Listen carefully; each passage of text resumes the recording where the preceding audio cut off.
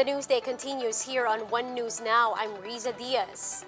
The Health Department reports that all 48 samples that recently underwent genome sequencing have turned out negative for the new COVID-19 variant. The DOH says 23 of them, or 23 of the 48 samples, were from Metro Manila, 19 were from Calabarzon, 4 were from Cordillera region, and the remaining 2 were returning Filipinos from abroad. The agency says 7 of them have already recovered, while the rest are either asymptomatic or mild cases. Only 48 samples were tested for the latest batch of gene sequencing due to a global shortage of reagents. Now, to give us more insight on this development, joining us on the line this afternoon is Health Undersecretary Maria Rosario Vergere. Good afternoon, Yusek. Magandang hapon po. Yusek Vergere? Yes, good afternoon, ma'am. Ma'am, first question, the PGC tested only 48 samples, saying it's due to the global shortage of sequencing reagents. What does this entail, and will this hamper the country's genomic sequencing efforts? Yes, ma'am, because we are usually regular number of specimens that can be processed by the Philippine Genome Center would be about 750 specimens per week. But because of this global shortage, we're not able to get on time the procurement for these reagents. That's why we had to use another machine, which has lower capacity and can only process about 48 specimens in one given time. But this coming week, we are going to receive the procurement already, so we can be back to process 750 for this coming week.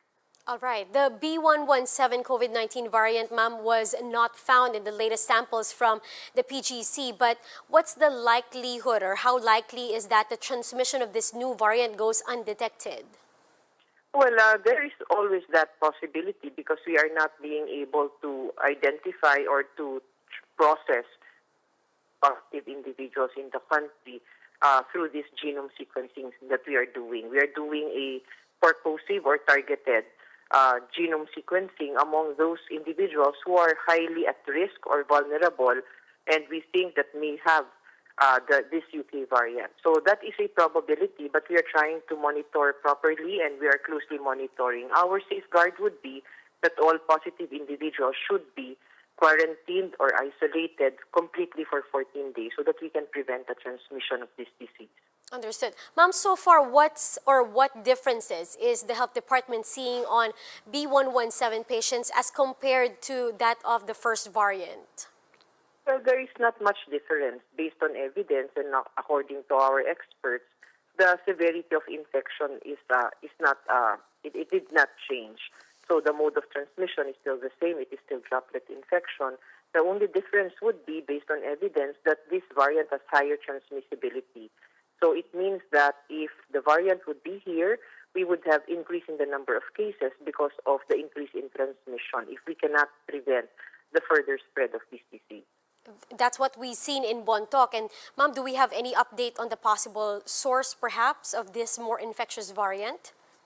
Well, we have identified 12 returning overseas Filipinos who went to the province during this holiday season and early part of January.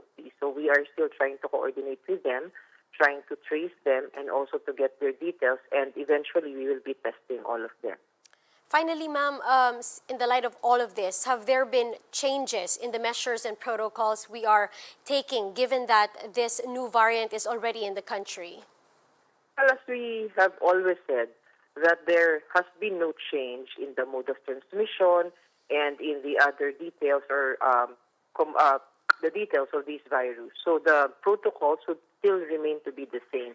But of course, we need to strengthen what we are doing, especially in the areas of isolation, quarantine, and testing, so that we may be able to prevent, if ever the variant would be here already in the other parts of the country, we can be able to prevent it to further spread. Also, we need to do our border controls that we may be able to complete the quarantine period of all of those travelers coming in the country so that we can prevent the spread of this variant, if ever. Yusek, you mentioned these preventive measures, these protocols, and beginning tomorrow, travel ban on foreign travelers will be lifted despite of the threat, again, of the B.1.1.7 variant. What is the DOH stand on this? Well, that is part of the discussions with the interagency task force, and we recognize that fact that we cannot remain to be in lockdown forever and closing our doors to travelers. So the safeguard for the country would be we will be following minimum health protocols, and that would be that we need to make sure that all travelers coming in the country would complete their 14-day quarantine. Thank you for your time and for your insights. That's Health Undersecretary Maria Rosario Vergere. And we'll be back with more stories after the break. Keep it here on One News.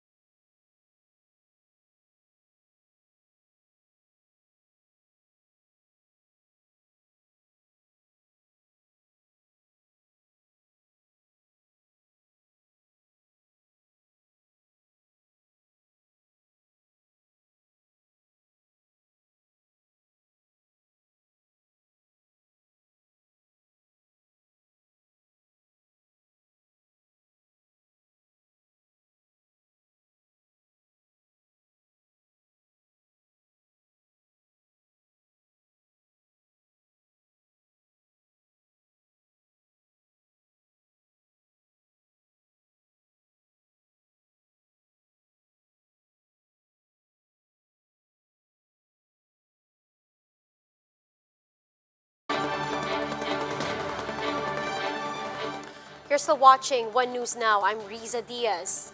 This is first on One News. The Agriculture Department's regional office in Eastern Visayas confirms that the African swine fever has been detected in 4 municipalities in Leyte so far.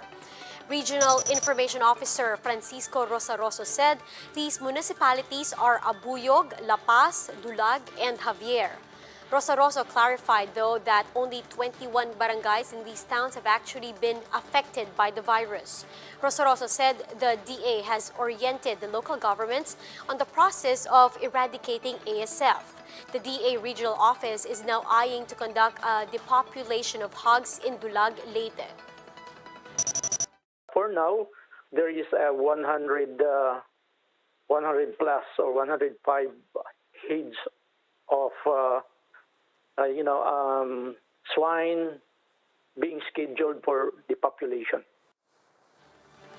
Rosaroso also described the ASF situation in Leyte as a very serious crisis.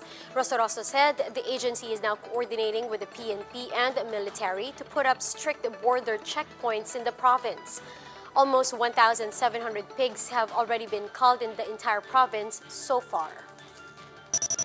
With these cases of African swine fever now happening in Leyte, we are hoping that it would not really be that severe enough to wipe out the industry in the province of Leyte.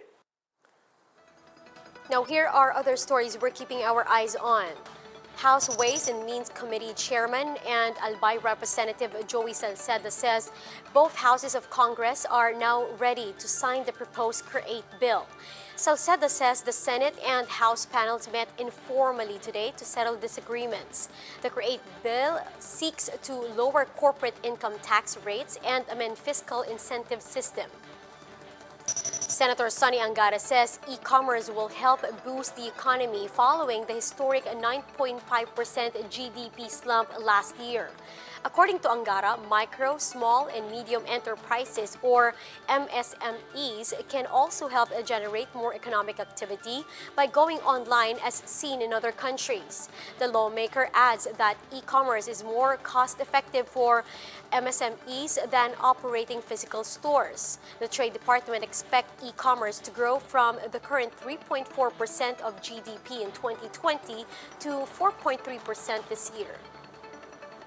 And the Labor Department is waiving its occupational health and safety training fee for MSMEs amid the COVID-19 pandemic. Labor Secretary Silvestre Bello III has emphasized the need to ensure the health and safety of the workers and employees to boost productivity as the economy reopens gradually. MSMEs will now be able to save 5,500 pesos per trainee, as this was the previous fee set by Dole's Occupational Safety and Health Center. Now, for more updates, visit News 5, the Philippine Star, and Business World online. Visit our website, onenews.ph, for more in-depth analysis. You can also catch One News on Signal Play app. Register for a free account now at www.signalplay.com and stream One News live anytime, anywhere. I'm Riza Diaz. We are One News.